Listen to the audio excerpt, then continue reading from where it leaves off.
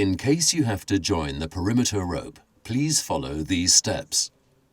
Please note that the rope can be joined only at the top or at the bottom of the frame in the loose sleeves. Tighten the perimeter rope and swage the second to last sleeve.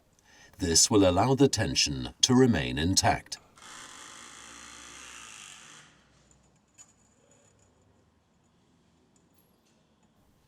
In the last sleeve, feed the new rope and swage it.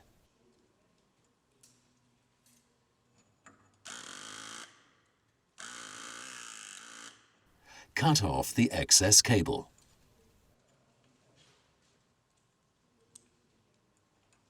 You can find further information and assembly instructions at jacob.com.